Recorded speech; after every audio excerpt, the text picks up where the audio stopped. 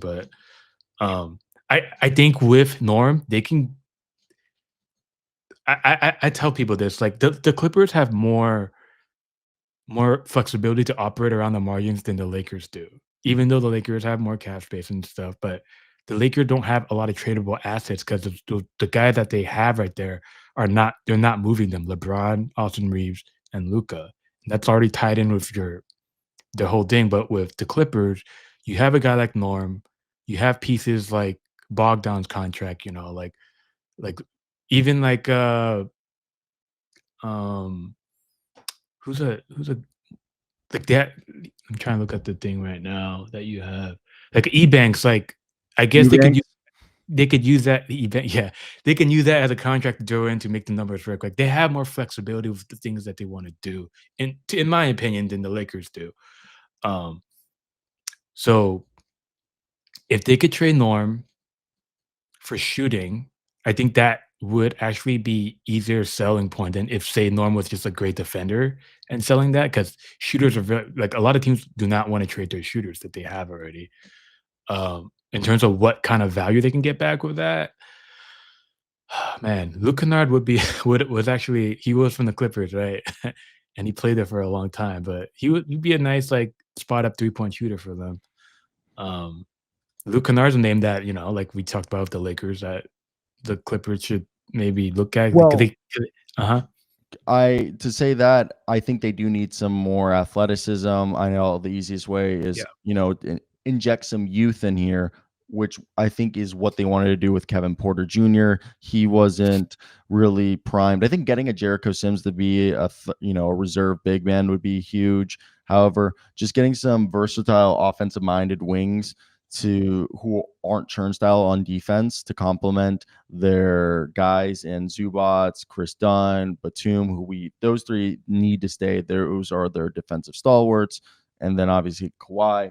But to me, the biggest thing is who can they go out and get? Like a Nickeil Alexander Walker would be fantastic for a team like this. He might be out of their price range I though, was about right? to say that exactly. Yeah. So could they pry a Keon Ellis or a Gershon Yabusele from the Sacramento Kings or the Philadelphia Is 76ers? it, I think if they can get, yeah. How much do you think Yabusele will go for? Half the mid-level to like 10, 3, like I think he would be a great fit for. Honestly, I think he would be a great fit for any team. Like he's a very good player. I think he's underrated yep, for what he exactly. is. Yeah, yeah. Torian Prince is another guy that if he's available, Alec Burks I think could be huge for them. Even getting Seth Curry, yeah, he's not I think a I think defender. honestly, I think Alec Burks might be a sneaky good pickup for whoever gets him. If Any team that needs shooting, like minimum Orlando, contract, maybe. Yeah, yeah. Like he is a very good shooter for what he does, and he's not like it's not too bad on defense. Right? He has deficiencies, like that's why he's been bouncing from team to team. But he is someone that whoever picks him up will be like, "Ooh, that might be a little interesting right there." yeah, In and terms I of think he's gonna go for very cheap. I know that Amir Coffey's another guy that I think they could he's bring back not. cheap. I don't think he's staying with the Clippers. From just me talking to, I think Grant talks about it. Like he does not. I don't think the Clippers are going to keep Amir Coffey. Jake LaRavia, it can't get paid more than I think $5 million a year, so he could be a 1-year reclamation project that they could bring in. He shot 42%. Eric Gordon and Torrey Craig could be, again, these are veteran minimum contracts that potentially could be really good signings for them. And another Dante Exum, I think, and maybe a Larry Nance. I know he hurt his knee, but I would love a Karis LeVert if they were to trade Norm Powell or Gary Trent Jr. to be like the replacement sixth man. But I think this is a team that definitely could make some moves around alongside the margins and surprise people with an addition or two, even if it isn't signing a star. They also have more cap flexibility than the Lakers this year. And with that being said, do you think they could be a team that might poach a Santi Aldama? Do you see? I was about to bring that up because Grant put that in the chat about I Odama. didn't even see that, but it would be. Hey, Grant, great minds think alike. I'm sitting here, I go, damn, Santi Aldama would be the perfect Swiss Army knife. And the way you would probably do this deal is you would give Santi Aldama. I've been saying Santi might get 20 million a year, but he probably get the full mid-level exception, What's which the number? What's the full mid is it like is it 14, 15? just I think It's it's just on 14? I think it's just under 14 or about 14. I I think he's worth more than that though, no? That's what I'm saying. I've said that he's the type of guy that I think he could get like a 3-year 60 or like a 5-year 100 with it being like scaled up or scaled backwards, depending on the type of team he goes to, if the team needs to spend money. I just think he's the type of player that if you could offer up maybe a combination of like Drew Eubanks and Kobe Brown, I just and if you are able to move off of Bogdanovich, right there, just Batum and Drew Eubanks, let's, for example, we'll pull up right here. Fanspo to just see if I believe that because of their salary cap situation and because of the mid-level, because now you can use your mid-level exception, non-taxpayer, or the taxpayer mid-level exception as trade chips. Basically, not trade chips, but you used to not be able to, like, when you sign someone, you could sign someone to the mid-level exception, but you couldn't trade someone and use the mid-level exception as the cap. You get more creative now. Yes, you can basically be like, instead of signing someone with the mid-level exception, I'm going to trade for somebody with the mid-level exception, and then you use that salary to fill the mid-level exception instead of filling the mid-level exception with a free agent acquisition, which I like. If you had seen the episode we had done with Eric, he explained what the intricacies of that and why that's beneficial for a team like the Clippers. Now, right here, I just wanted to put that because don't you agree? Just I want to hear your take. Do you like the idea of an Aldama? If you are, I think that'll be a great I think that'll be a great fit for the Clippers. What would you pay him though? So right now, how much do the Clippers have in cap space to spend right now?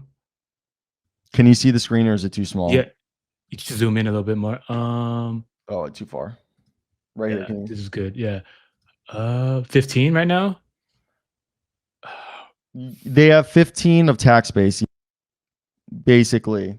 And it would have to be a sign and trade too. So you're not technically using that money. Like if they could trade like let's think of guys the Clippers could trade for Adama, right? In a sign and trade. Like um Bogdan obviously with his contract. Um 14.1. So because I you did see that, right? There are talks about he might not because they might move him just so they can pay Jaren Jackson. yeah, it's a weird situation. Yeah. So to me, that sounds like they're gonna move him because if you're trying to pay a guy, they got rid of Dez, and right now they're kind of we're retooling in a way. Got those first rounders back, and um,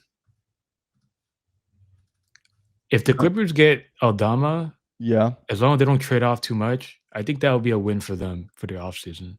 Because I feel like the team, right, what they have already is kind of intact for the most part.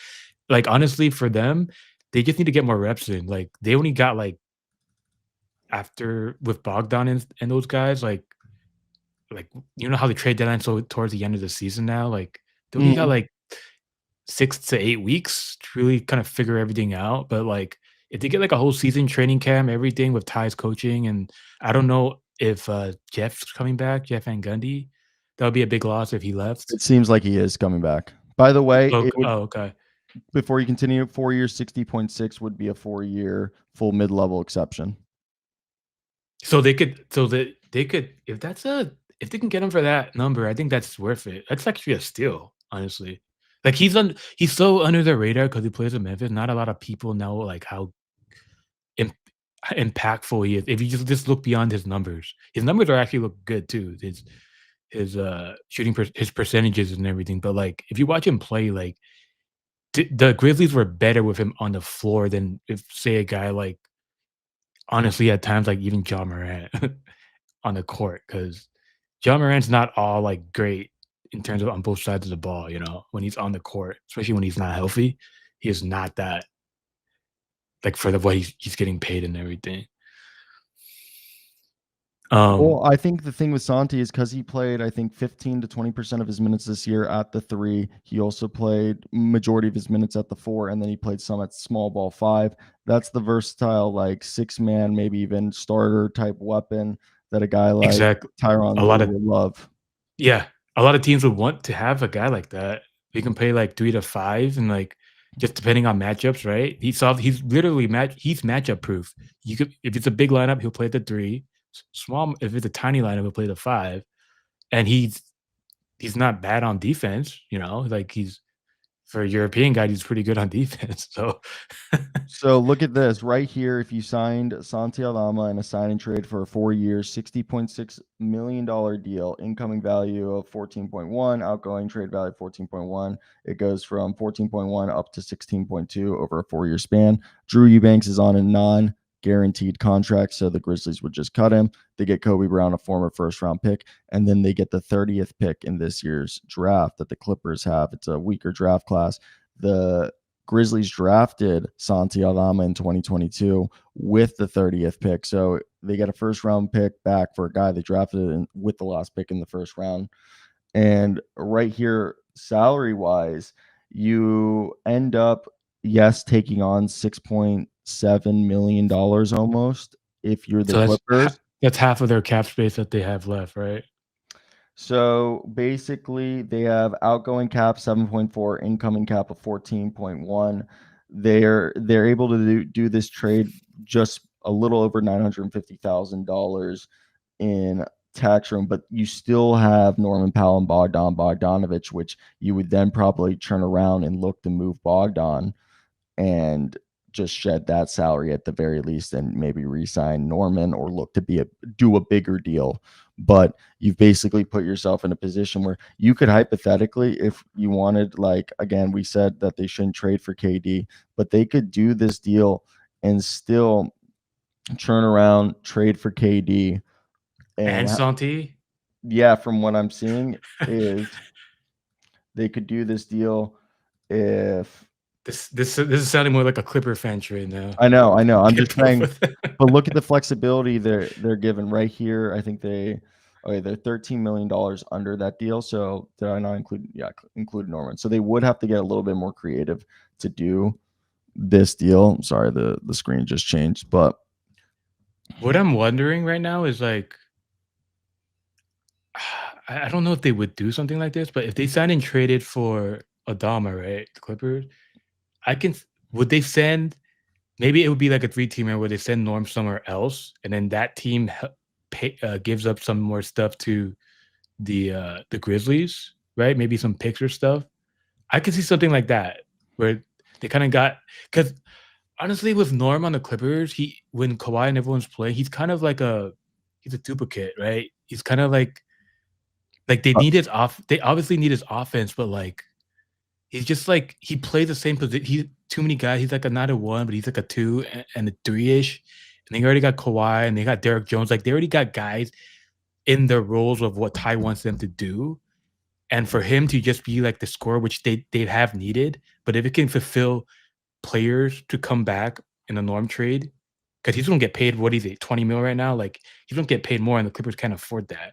So I think I could see something where they kinda ship Norm out, some dirt team, and then bring in Salty, kinda take up Norm's production in a way. Yeah, I know they're very different players, but in terms of what the Clippers wanna do, I can see something like that.